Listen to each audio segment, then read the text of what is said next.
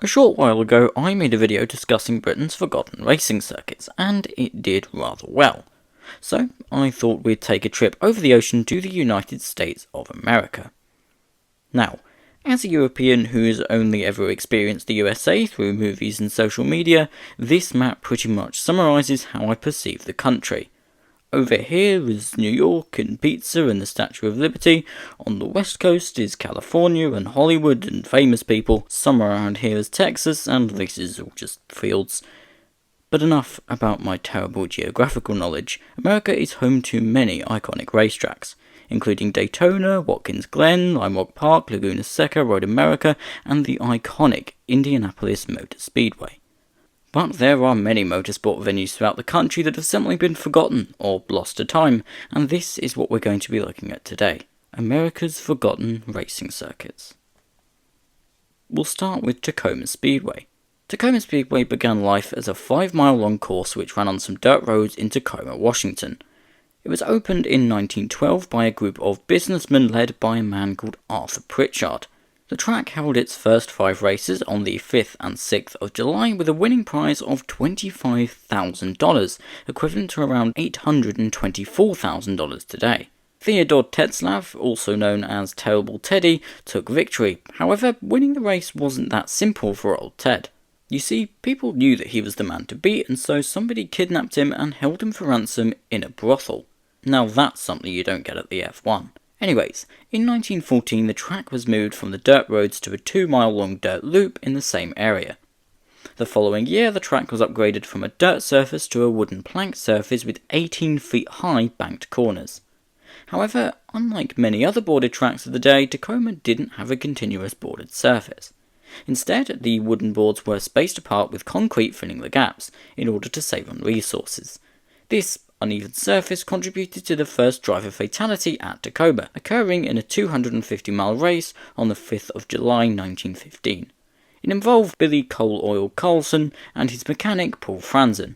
Carlson had the interesting idea that driving on used tyres would be faster than driving on new tyres. Unsurprisingly, one of these tyres got a puncture during the race, and the rim of the wheel got caught in one of the gaps in the track's boarded surface, sending the car into the air. As the car was open top and didn't have any seatbelts, both men were thrown from the car, killing Franzen instantly, with Carlson dying the following day. 1916 saw some interesting events and exhibitions occur at Tacoma, including a car racing a plane, a fat man's race in which men over 200 pounds ran a 100-yard dash before jumping in their cars, as well as a grudge match between Tacoma and Seattle involving 2 trains crashing into each other. I'm not joking. The race organisers built a mile of track in the infield, with the trains speeding towards each other from either end before colliding head-on. Seattle was deemed the winner after their train didn't fall off the track. Americans are a strange bunch. Anyways, racing continued over the next few years, including throughout the First World War, in which cars flew the flags of the Allied forces. However, it would all go downhill from here. The grandstands were burnt down in an arson attack in 1920.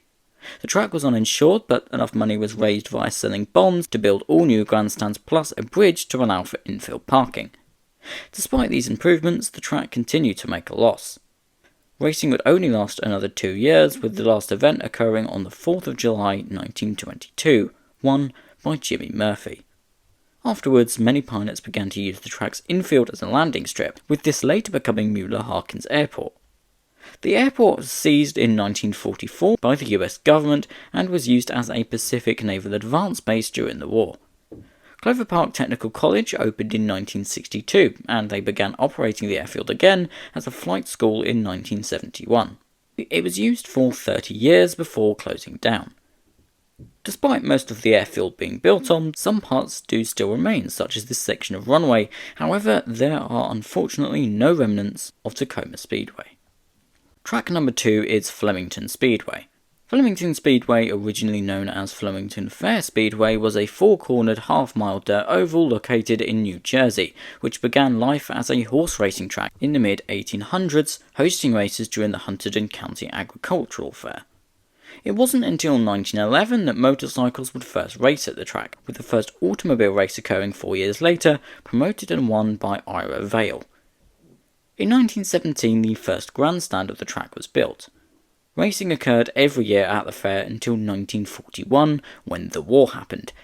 Racing continued 5 years later in 1946. 1 year after this, Flemington held its first stock car race, and once lights were added in 1955, these became a weekly Saturday night attraction. The speedway was very popular throughout the 50s, with sprint cars, midget cars, modified cars, and stock cars all battling it out at Flemington.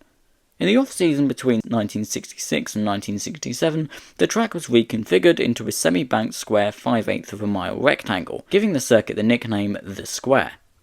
Racing continued, and in 1971, local businessman Rick Curl took over Flemington Speedway, as he was unhappy with how the circuit was being run. Curl's management helped boost attendance, as he introduced new events such as demolition derbies. He also made sure that the track was nicely maintained, as he believed that a race weekend wasn't just about the racing, but instead having a nice day out.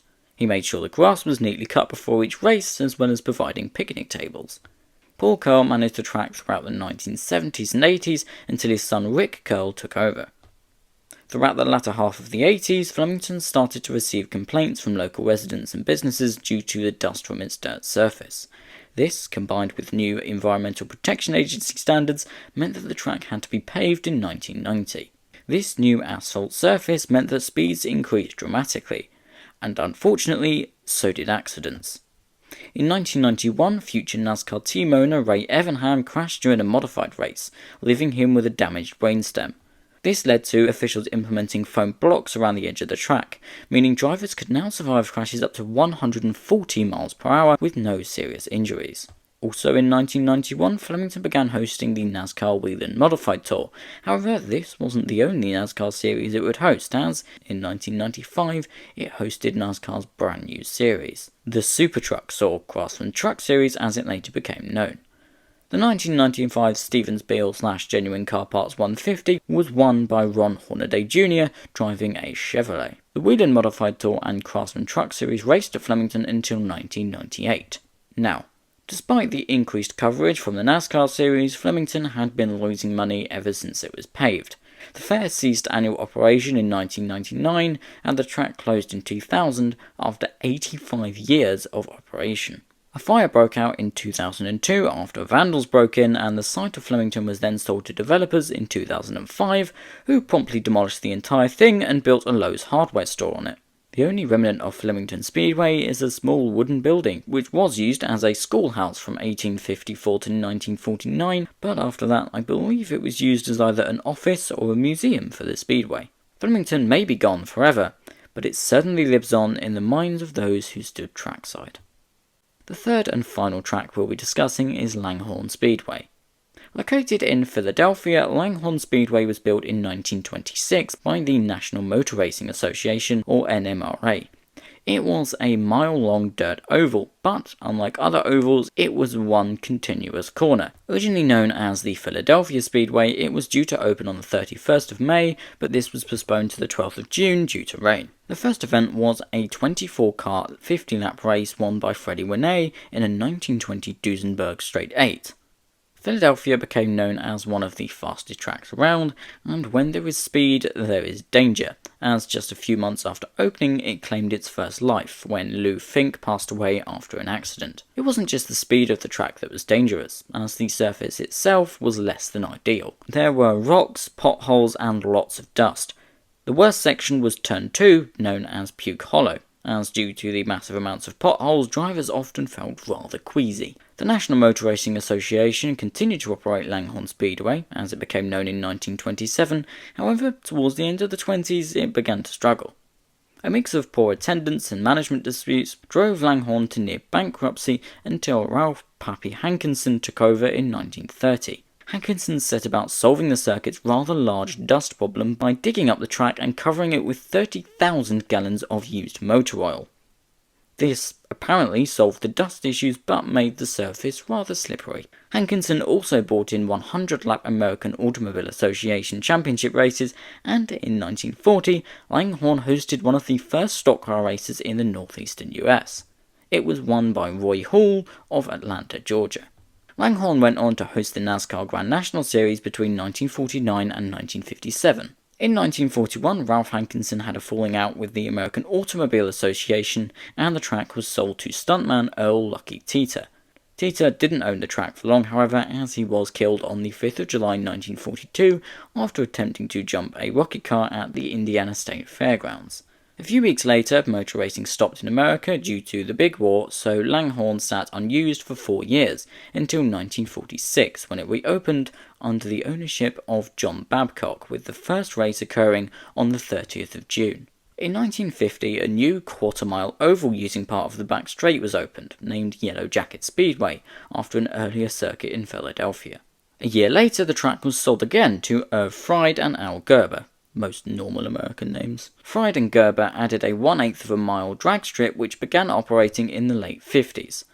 In 1956, the United States Auto Club began to run sanctioned open-wheel races at Langhorne, and this is when the track really entered its golden era, with many famous faces competing such as Mario Andretti, AJ Foyt, Parnelli Jones and Bobby Usner. However, despite this, it wasn't all plain sailing, as the track was still as dangerous as ever, especially Puke Hollow. Between 1960 and 1963, the treacherous corner took 3 lives. Jimmy Byron in 1960, Hugh Randall in 1962, and Bobby Marvin in 1963 after he hit a guardrail and burnt to death in front of Mario Andretti. In 1965, the track was paved and reshaped into a D-shaped circuit in order to try and make it a little bit safer. This plan actually worked, as although there were still a few accidents, there were no more fatalities at Langhorne. The drivers, however, were not big fans of the new circuit. Due to the heavy amounts of G-force experience when racing, the ride was very uncomfortable. Furthermore, in order to be quick, cars had to be oversteery, which was fine except if you span out and hit a wall. As AJ Foyt said, they just screwed it up when they paved the track. Over the next few years, the major series all left. The sprint cars, midget cars, stock cars, and motorcycles. In 1967, Fried and Gerber announced that Langhorne had been sold to property developers. However, the track didn't close immediately. The USAC Champ cars held on until 1970 and were due to race in 71, but this was cancelled after a boycott from the drivers.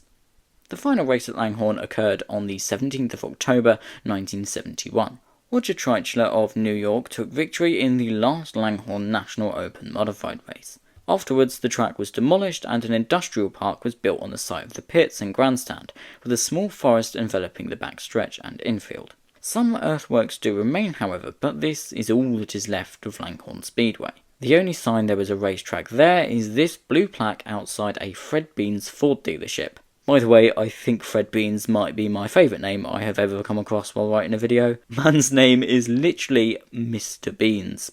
Anyways, despite the fact Langhorne no longer exists, I'm sure it is still present in the nightmares of those who raced there.